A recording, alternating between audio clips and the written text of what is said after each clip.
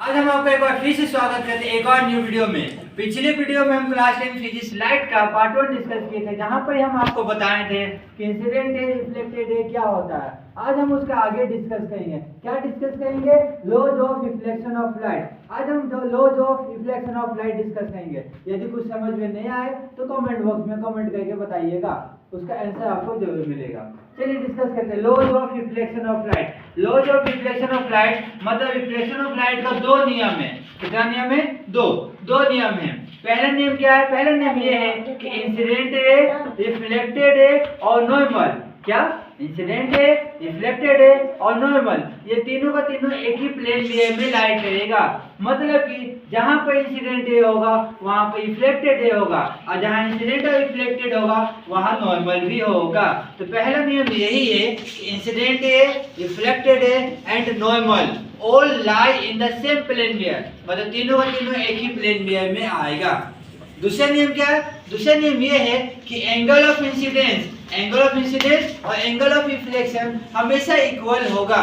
क्या नियम है? एंगल ऑफ इंसिडेंट हमेशा इक्वल होगा एंगल ऑफ रिफ्लेक्शन का। एंगल ऑफ इंसिडेंट किसको बोलते हैं? तो ये इंसिडेंट और नॉर्मल, ये दोनों के बीच जो एंगल बनता है उसको बोलते हैं एंगल ऑफ इंसिडेंस। रिफ्लेक्टेड है और नॉर्मल के बीच जो एंगल बनता है उसको बोलते हैं एंगल ऑफ रिफ्लेक्शन। क्या? इंसिडेंट है और नॉर्मल के बीच जो एंगल बनता है उसको बोलते हैं एंगल ऑफ इंसिडेंस। इंसिडेंट है और नॉर्मल के बीच जो एंगल बनता है उसको बोलते हैं एंगल ऑफ इंसिडेंस। और रिफ्लेक्टेड है और नॉर्मल के बीच जो एंगल बनता है उसको बोलते हैं एंगल ऑफ रिफ्लेक्शन। किसको? रिफ्लेक्टेड है और नॉर्मल के बीच जो एंगल बनता है उसको बोलते हैं एंगल ऑफ रिफ्लेक्शन। दूसरा नियम यही है कि एंगल ऑफ इंसिडेंस और एंगल ऑफ रिफ्लेक्शन हमेशा इक्वल होगा। एंगल आई के बराबर होगा हमेशा। इसके बाद क्या, मान लो ये 30 डिग्री है तो ये भी 30 डिग्री का होगा। ये अगर 45 डिग्री है तो ये भी 45 का डिग्री होगा। पहला नियम क्या था? इंसिडेंट है, रिफ्लेक्टेड है और नॉर्मल, ये सभी का सभी एक ही प्लेन में मिलाई करता है। दूसरा नियम क्या है? एंगल ऑफ इंसिडेंस हमेशा इक्वल होगा एंगल ऑफ रिफ्लेक्शन का। आज हम आगे डिस्कस करते हैं क्या, स्फेरिकल मिरर। स्फेरिकल मिरर दो तरह का होता है, कनकेव और कन्वेक्स। कौन सा होता है? एक होता है कनकेव मिरर, एक होता है कन्वेक्स मिरर। कनकेव मिरर कैसा होता है? जिसमें रिफ्लेक्शन किसमें होगा? कनकेव वाला पार्ट में होगा। ये जो कनकेव वाला पार्ट है इसमें यदि रिफ्लेक्शन हुआ तो कनकेव मिरर ये अंदर की ओर झुका हुआ है, जिसको बोलते हैं बेंट इन, मतलब अंदर की ओर झुका हुआ है, तो बेंट इन। कन्वेक्स क्या होता है? बेंट आउट होता है, बल्जिंग आउट होता है, मतलब बाहर की ओर उठा हुआ रहता है, जिसमें रिफ्लेक्शन क्या होगा? बाहर वाला पोर्शन में होगा। कनकेव में रिफ्लेक्शन अंदर वाला पोर्शन में होगा, कन्वेक्स में रिफ्लेक्शन बाहर वाला पोर्शन में होगा। तो आसानी से हम पहचान पाते हैं। यदि आपको तीन आईना दिया जाए जिसमें एक प्लेन मिरर है, एक कनकेव मिरर है और एक कन्वेक्स मिरर में, आपको आइडेंटिफाई करना है कि कौन मिरर कैसा है। तो कैसे आइडेंटिफाई करेंगे? कैसे आइडेंटिफाई करेंगे? उसको टच करके। क्या टच करेंगे? यदि मिरर को टच करते हैं उसके पीछे गड्ढा है तो गड्ढा रहेगा तो कनकेव मिरर, मतलब अंदर की ओर धंसा हुआ रहेगा तो कनकेव मिरर। यदि बीच में से उठा हुआ रहेगा तो कन्वेक्स मिरर, अंदर की ओर धंसा हुआ रहेगा तो कनकेव मिरर, और बीच में से उठा हुआ रहेगा तो कन्वेक्स मिरर, और नॉर्मल रहेगा तो प्लेन मिरर।